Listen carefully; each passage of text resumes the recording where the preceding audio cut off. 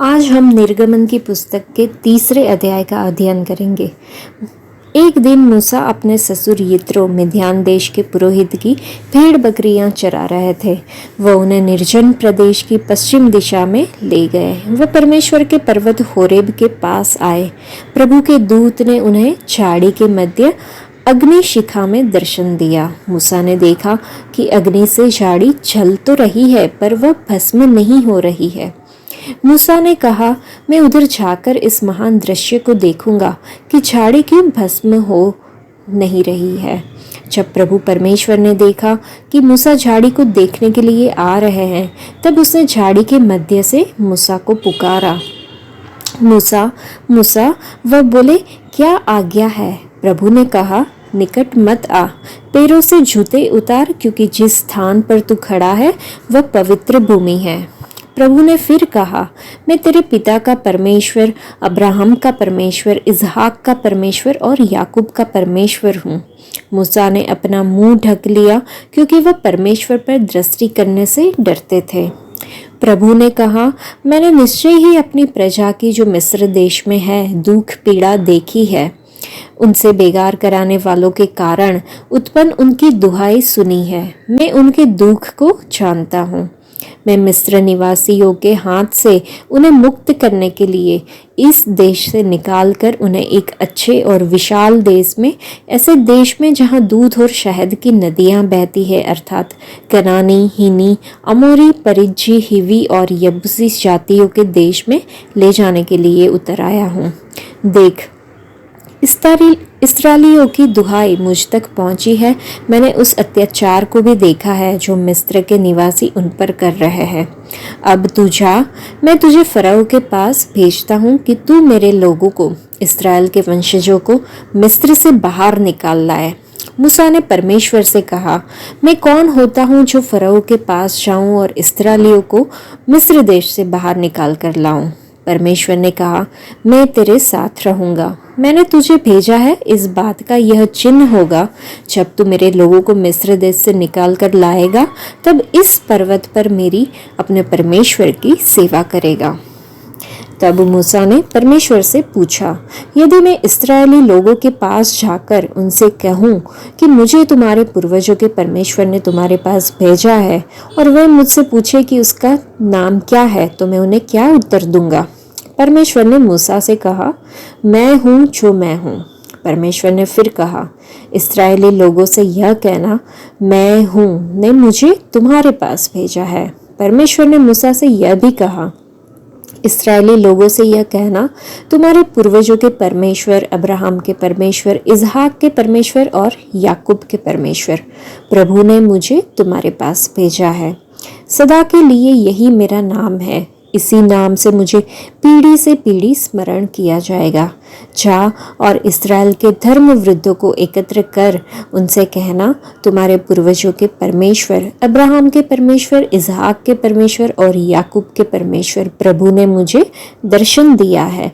उसने कहा है, मैंने निश्चय तुम्हारी सुधि ली है।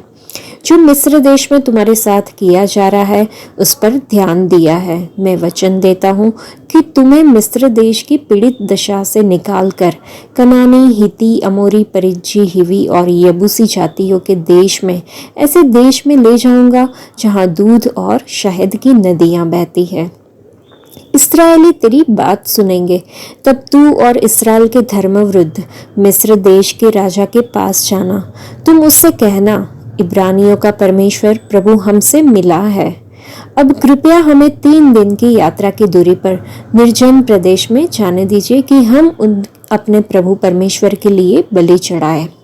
मैं जानता हूँ कि जब तक मिस्र देश का राजा मेरे भुजबल से विवश नहीं होगा, तब तक तुम्हें नहीं जाने देगा। मैं अपना हाथ बढ़ाऊंगा और मिस्र देश में अपने सब आश्चर्यपूर्ण कार्य कर कर उस पर प्रहार करूंगा। तत्पश्चात वह तुम्हें जाने देगा। मैं अपने इन लोगों को मिस्र निवासियों की कृपा दृष्टि प्रदान करूंगा। अतः जब तुम प्रस्थान करोगे, तब खाली हाथ नहीं जाओगे। प्रत्येक स्त्री अपनी पड़ोसिन और अपने घर की प्रवासिनी स्त्री से सोने चांदी के आभूषण एवं वस्त्र मांग लेगी। तुम उन्हें अपने पुत्र पुत्रियों को पहनाना। इस प्रकार तुम मिस्र निवासियों को लूट लेना। इस अध्याय में शुरुआत में हमने देखा कि झाड़ियों के बीच में आग की लौ थी, परंतु मूसा ने देखा कि वो जलने पर भी भस्म नहीं हुई थी। तो मूसा ने सोचा कि मैं पास जाके देखता हूँ।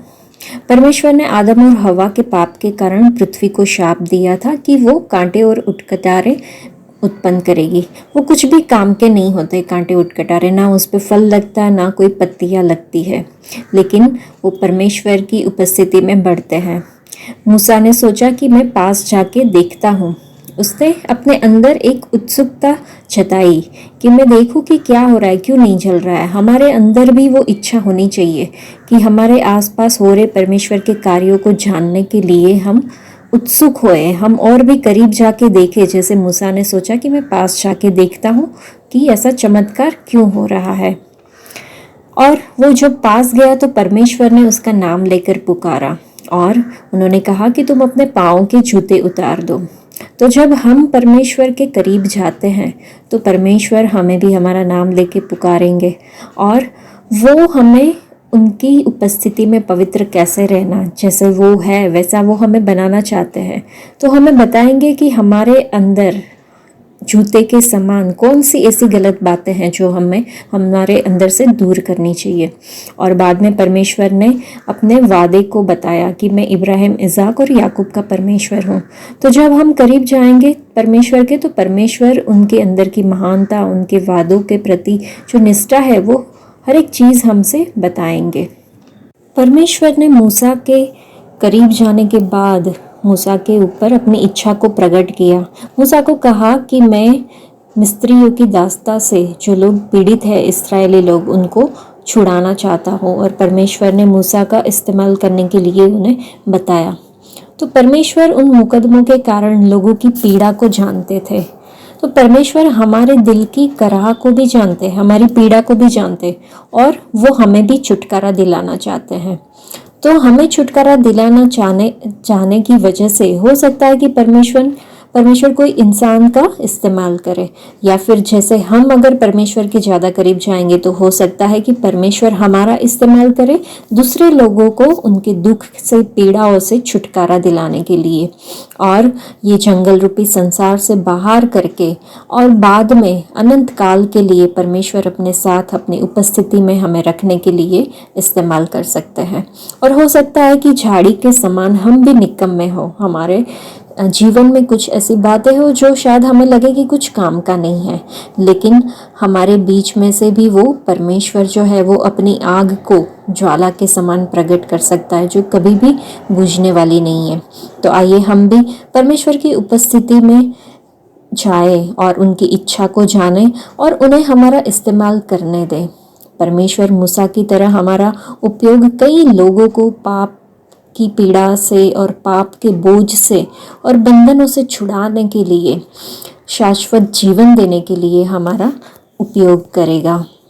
जब परमेश्वर ने अपनी इच्छा बताई मूसा को, तो मूसा ने जिस तरह से उत्तर दिया उसमें हम उसके डर, चिंता और सवालों को देख सकते हैं।